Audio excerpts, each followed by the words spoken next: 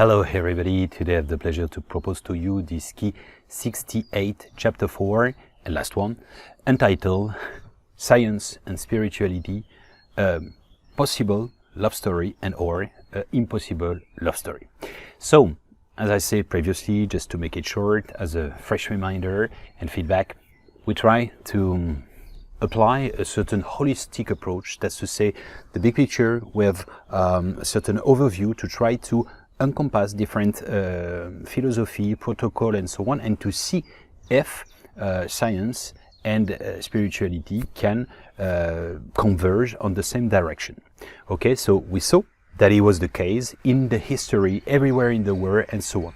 This is different approach, different perspective, different methodology, but at the end it's roughly reaching the same points. Okay, so I mean, depending on which perspective, but let's say, globally speaking, this is analytic from one side and more notion of feelings from the other side. So science is more rational with the left hemisphere, and the right hemisphere is for more notion of faith and spirituality. Basically, it's for all tastes and for all, let's say, complexion and metabolism. Okay, if we only talks with theorems, with equations, it doesn't evoke anything for those who are really reluctant to mathematics or physics and or general science. So that's why there is some equations, theorems and so on, and in parallel of that, spirituality is more using metaphors, allegories, parables and so on and so forth for affecting, talking to the right hemisphere, which is a different way of, let's say, it's different communication, but all the roads lead to Rome and to the Dome. You see, for instance, we can say science is studying the origin of the creation, okay, Big Bang and so on and so forth. This is what we call in spirituality cosmogony. Okay, so there is a science for that. You have a lot of parallel myth, legends, mythology and so on. And in all culture, Greek, Celts, Celtic, sorry, let's say Nordic, and everywhere on in Africa, in South America, and everywhere in the world. Same for the study of the end of the times, let's say, which is eschatology. Okay, this is what we call big crunch. For example, in science, it means that a big, let's say, big bang is contraction on itself, that we call Timsum in the Genesis, and then expansion. But there is theory for which big crunch, after increasing, it will come back to the point. Okay, so anyway, just to say that this is different functioning. Some of them, they are more focusing on, let's say, rigorous and with equations and so on. And the other one, the approach is more through allegories and metaphor and so on. You know, when I say that, I can give you some examples, important one. In the Genesis, it's written in the beginning was the verb, and the verb was within God and so on. Okay, what does it mean? Ask yourself. Most of people think, don't really pay attention to that. Okay, this is something that we hear and so on. The verb, does it mean that God used to do grammar? No, it's not that at all. Okay, let's say that the verb means the word, and the verb means logos in Greek. In Greek, logos means a frequency, a vibration, an energy through the sound plus the meaning. Okay, so this is just at the beginning of the universe, there was a vibration, and this is what scientists found before even the materiality. Okay, so that's really important. The second one is when God separated the light and the darkness. Concretely, this is the principle of what we call Timtum. Timtum is a contraction on itself for expressing the being and the non-being, okay, the reality and the potential. Okay, this is Tzimtzum in the Genesis, but let's say that this is completely the notion of duality, okay, with the elements in general. Okay, so this is absolutely not contradictory, but more a question of perception and say differently. Another, let's say, example is the cosmic metaphor, the metamorphosis, egg, okay, that you can find in Mazdaism, in Zoroastrism, in Egypt, in many cultures, okay, and this is also what for Celts, for Greek, and so on and so forth, and this is concretely, what. We talk about quantum prodigy, okay, of the primordial universe. Okay, there is great books with a Canadian scientist, Hubert Reeves, Yves Coppens, and so on, French one. This is interesting because concretely this cosmic egg exists for scientists with their own names and their own terminology and their own semantics, but at the end it means almost the same thing. So, as I say, the Tzimtzum, we can say that this is the spark, the primordial spark of the universe, which is concretely the Big Bang. Okay, which is the Tzimtzum. I re-explain. For Genesis, this is God. Concretely, this is God. It is absolute. It is everything. But the fact to be absolute, if you are only green, you don't see green anymore. You need to create the differentiation to create. To know what you are, you need to know what you are not, for example, to contrary the duality. That's why duality is the principle of existence. So, Tzimtzum is that God is everywhere, so he's contracting on itself and then expand himself with being, the being, and the non-being. Okay, so the finality and the potential. All right, so. This is concretely exactly the principle of Big Bang. When you know when you know how what was the process of the Big Bang, it is a contraction, okay, of the energy on itself, and then exploding in expansion. And since this moment, it is progressing. Well, let's try to see more, down to earth, some practice, okay? The notion, of unity. The unity, uniqueness, the principle in spirituality, we are one, okay, that we hear regularly. This is basically what I referred to just before, in another video, regarding, the principle of entanglement, quantic entanglement. What does it mean? It means that if two atoms, especially two with electrons, they have been connected, okay, even if you separate very far away, they are always connected. What does it mean? It means that we come from the Big Bang, for which it was compact to a very tiny point of singularity, and the fact we have been connected, we have the potential to reconnect and to feel the vibration at distance of each other. We contain, okay, the whole contain itself. Okay, that's the principle. This is delicate to understand, and I invite you to try not to understand, but to understand, to feel it. Okay, but it's a complementarity. It's just exactly the same point of view. The notion of abundance that we hear so much in spirituality, this is the principle of vacuum, the void, okay, the principle of emptiness, full of energy. The dark energy, the dark matter, and so on, is full of potential, and we know it This is the principle of free energy that's on which Nikola Tesla worked a lot, and unfortunately for financial reason, JP Morgan and so on stopped the financing because otherwise they wanted to preserve their business, and they, let's say with a notion of scarcity for electricity and so on and so forth. Okay, so like a renewal market. Otherwise, by free energy, it was the end of their business. Okay, so abundance is kind of the principle of the fact that this is the free energy.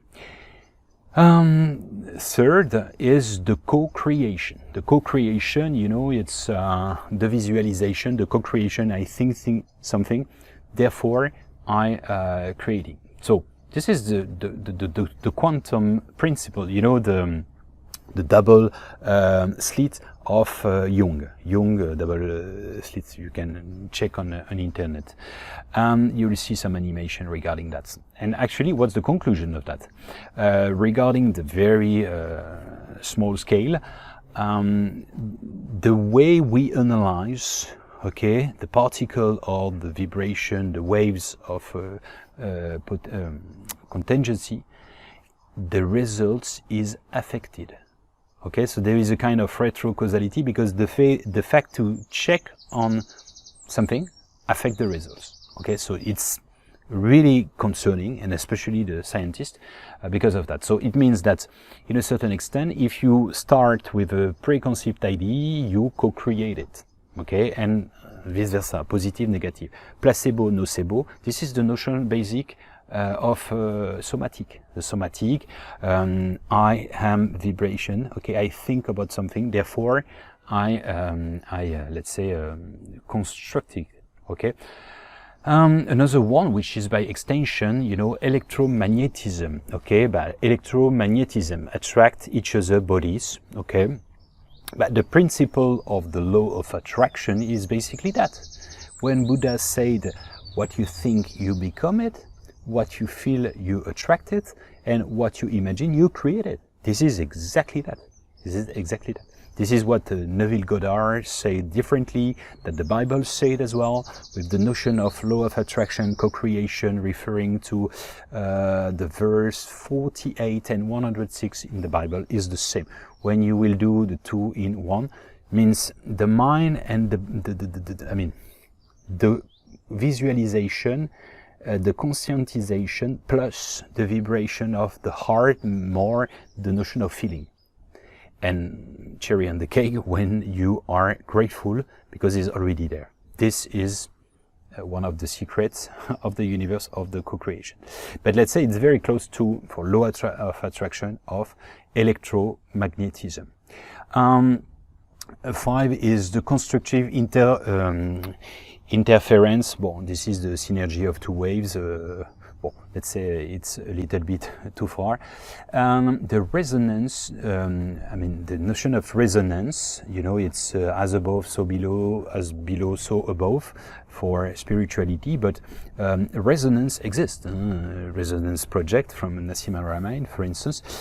This is the impact of the small scale on large scale, and vice versa. Okay, reciprocal influences. Okay, so it means the more you awake, the more people awake, and the more they awake, the more you awake. Okay, so it's always a domino effect like this, and ping pong as well. And let's say this is really this notion of reciprocal effect, actually. But this is what I told you regarding DNA. Your genomes, your genes, okay, contain the all same DNA, the same codes in your entire body within all your cells. Okay, so and just the change of, your mindsets affect. So this is epigenetics, Bruce Lipton.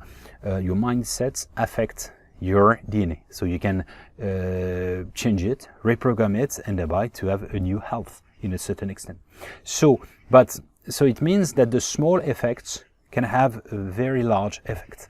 Okay, but the resonance in terms of science, we can find it back also with the notion of fractals. Fractals is from a Swiss scientist The name appeared in 60s with Mandelbrot, and this is the principle of a binary system for computers, for instance. Okay, so, and by the way, if we do a parallel with spirituality, this is the principle of Indra's net. Okay, Indra's net. What is it? It is, for example, the analogy would be, the metaphor would be, you know, you have a spider net, and early morning you have some water. Okay, so there is micro drops, and each drop reflects the full pattern of the net.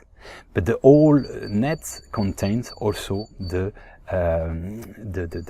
entire patterns and and also the all drops. It means that all is in all. Once again, this is really the resonance principle. The Higgs bosons.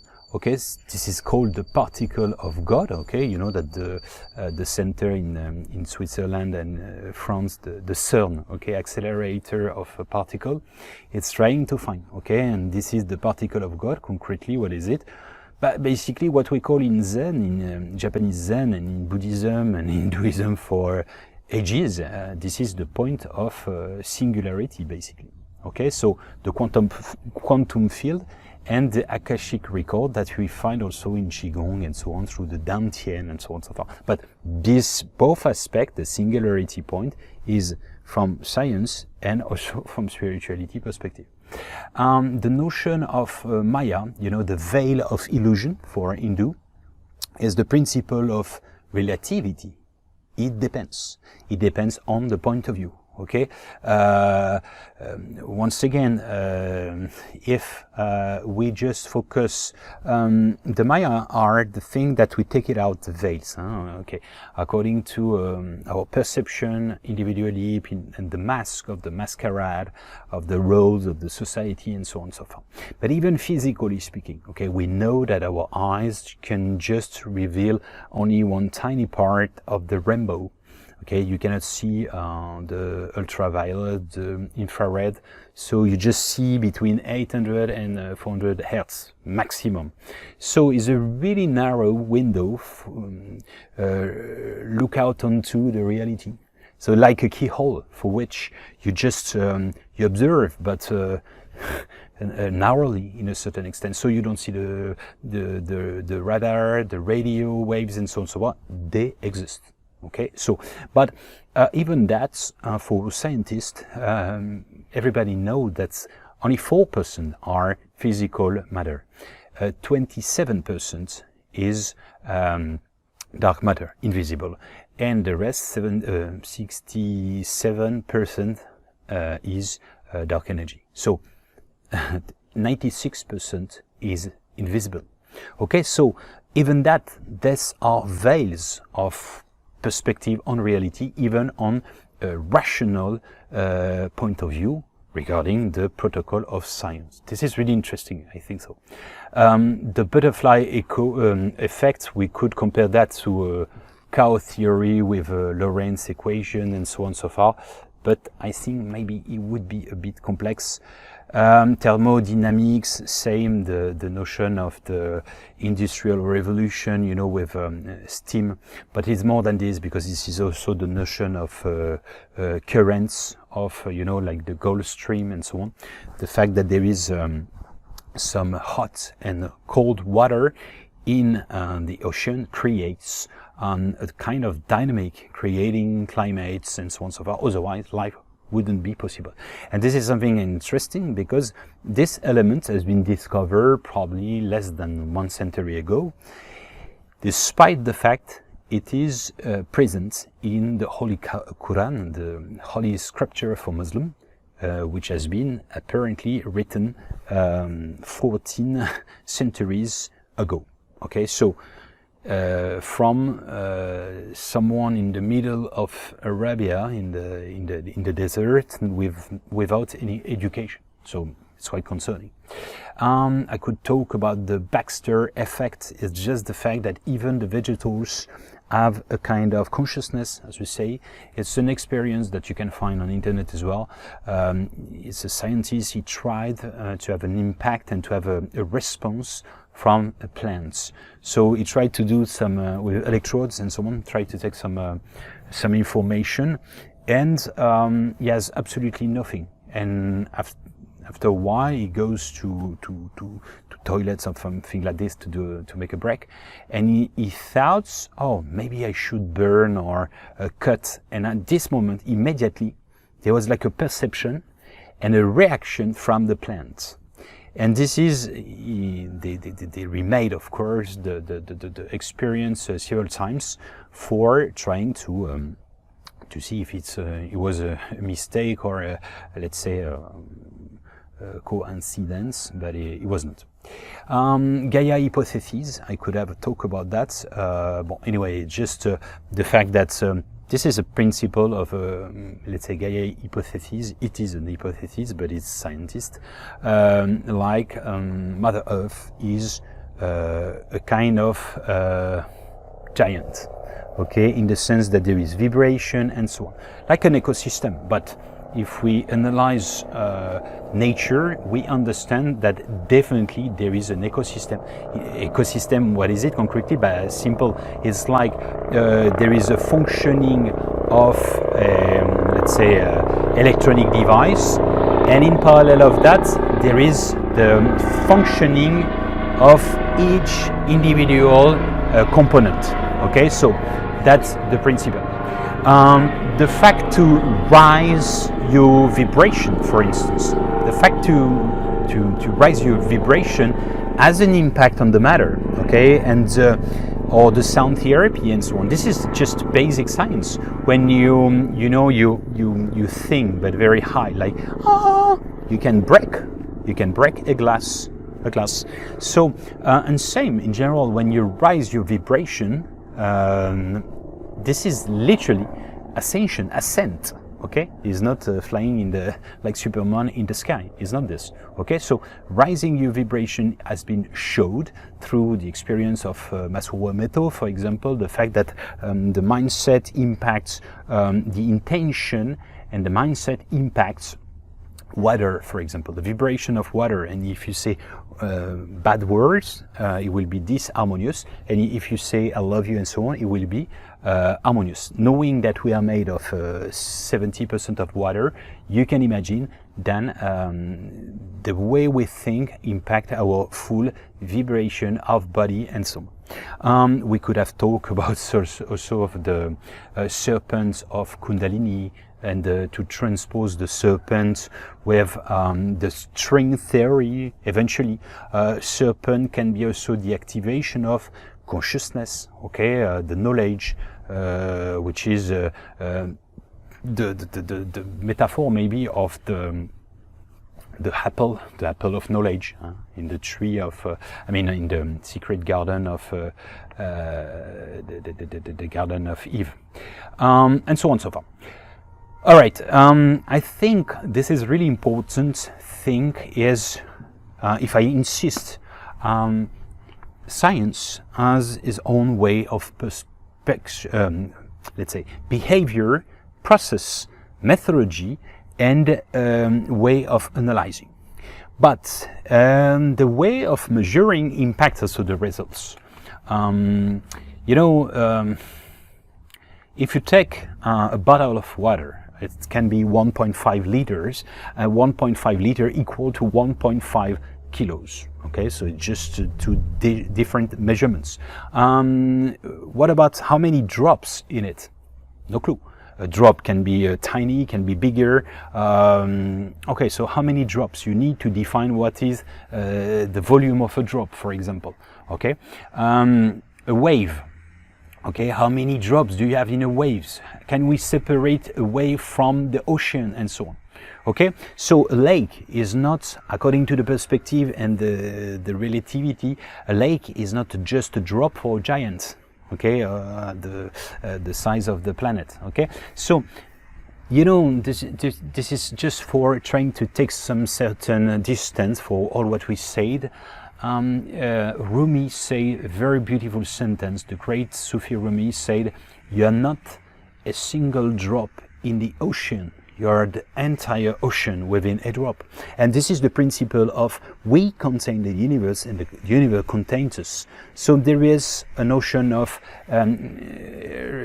reconnection and let's say reciprocity and so on. So this is interesting because actually the more we evolve in this, I think the more we evolve in both sides and the more we enrich our perspective. There is something I love also from Da Vinci, a very beautiful sentence that I'm systematically quotes from even my business school and so on to the students, which is the following, because for me it's so well resumed. Say, principle for the development of a complete mind. Study the science of art. Study the art of science. Develop your senses, especially learn how to see. Realize that everything connects to everything else. What is really important is the art of science, the science of art, okay, both sides, thereby spirituality. Learn how to see beyond, see and perceive beyond the mask, beyond the eyes. Develop your intuition and your third eye in a certain extent to be a complete man or woman, a human being, let's say. And realize that everything is connected to everything else. Everything is entangled, everything is connected. Okay, so this is for me very, very beautiful, let's say, a synthesis of my feeling regarding science and spirituality. Nikola Tesla said differently, every living being is an engine connected to the driving wheel of the universe. While one might think that each living being is affected only by its direct environment, its outer sphere of influence extends to infinite. That's beautiful. Each individual sphere of influence of consciousness extend to infinity, potentially, of course. So this is the principle of what we say with the notion of quantic entanglement. We can have access to more information, and the more we will connect it more deeply. So this is more poetic. It's Carl Sagan. I really appreciate, a scientist. We are a way for the universe to know itself. Some part of ourself knows where we come from. We aspire to return. And we can also do it because the cosmos is also within us. We are made of stardust. Carl Sagan. I tried to talk about this potential love story between science and spirituality. Okay, but I miss the words. Why? Because it's also affective in a certain extent. It's factual, but also affective. It's like when I had my experience of astral travel in 2001, I depicted in a Sage Passage Utopia, okay, available for free if you can download on my website. So there was concept I could not express and explain. Is a little bit the same here, I'm limited with the word. I miss words. And the same for love, when you cannot explain why. Sometimes it's perverse and so on, pervert person and so on. And you are in love. And fortunately, you are in love. And so love is so complex. Spirituality is the same. But once again, can we demonstrate love? Okay, by A plus B, like an equation? Not really, actually. We could put, some analysis and we will see your hypophyse changing and so on. Yeah, we could. Or your, your heart beating and so on. Yes, of course. But this is limited. Okay, the alchemy, the stimuli affected and so on, the love at first sight. Why do we have this attraction, this magnetism and so on? This is love, okay? This is absolutely not rational. This is just feeling, that's it. Then, with a similarity, with a complementarity, and this is not, let's say, contradictory of what I said before. The more you know someone, the more you can develop a kind of rational love with the center of interests, because you share a lot of memories. You built maybe a family. You had some memories of weddings, vacation, difficulties. Maybe you cope with some problems of health and so on, of depression and so on. And this is building love. What I try to tell you here is, I think you understood. Seek, and you shall find. Okay, this is in the Bible. Okay, so the appetite comes with the eating. Okay, what does it mean? It means that faith we were born with or not, but we can develop this love, this faith with rationality. The more we learn and the more we study, and the more it's difficult not to believe, for the reason I explained, contingency and so on so far. But that's the point. That's for me really essential. This is definitely complementary, two faces of the same medal we don't see, and we're not talking about the same thing, but as a whole, as the tree of life, the visible part would be physics, science, and the invisible part would be metaphysics, meaning thereby beyond the physics. So invisible part, the roots, but they exist. This is a reality. You know, one thing, the more you seek, the more difficult it is not to believe anymore. But I do believe deeply this is not possible to demonstrate radically the beliefs, the thoughts, the faith, and also the mystery of God. Why? Because of the free will. Otherwise, it would be imposed in a kind of dictatorship. Okay, imagine those who hate life. They are depressed for many years and they just want to stop. To turn off, to switch off, finish, don't think anymore. If you demonstrate, you explain them and so on so far, and this is imposed thought that the fact God exists and that's it, and then you have eventually afterlife and so on. This is completely a dictatorship. So for the mind, it's absolutely, for me, it's not acceptable. According to the free will, it's important to preserve this mystery. Okay, and also because in the co-creation, if it's like journalism. Normally they're supposed to be objective, yes, but it's like if goes to a suburb and try to see the mess and to see that it is let's say dangerous. Okay, first, or goes in the suburb to demonstrate there is a beautiful project and so on. Depending of what you start with. Okay, that's one of the things from materialistic vision, and or those who just focus on one side and they think there is same for spirituality, same for science. Once again, it implies a notion of tolerance, opening and open-minded spirit and so on. This is kind of obvious. Also because I think we are maturing the process of science, maturing the process of spirituality. In the past, we can consider it was really superstition, and it's evolved. And nowadays, we can consider it's more qualitative than quantitative. It's less normally following blindly. Okay. I'm not saying it's a majority, I don't know, but at least I think and I feel and I see that there is some changes. I think in this new era, this new paradigm, we will be more hand in hands with this notion of transdisciplinarity, complementarity, collaboration, and updates in general, and so far. So for me, there is, just to open up a bit, there is no contradiction necessary between creatism and evolutionism. Maybe it's just a question of a spark of consciousness, okay? Maybe, okay? So a word to a wise. You know, just one thing, and you can do the link if you want. If you don't, it's okay.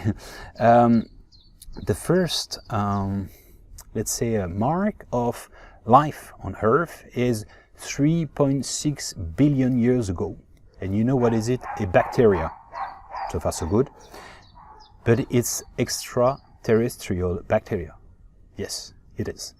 What does it mean? Extraterrestrial. It's not from this planet. So it's probably from a meteorite, from another galaxy and so on. But it means that there was life somewhere else. Okay, so it's inviting us in a process of, let's say, belief, demonstration in the fact, in the fact, and in the future probably, and so on.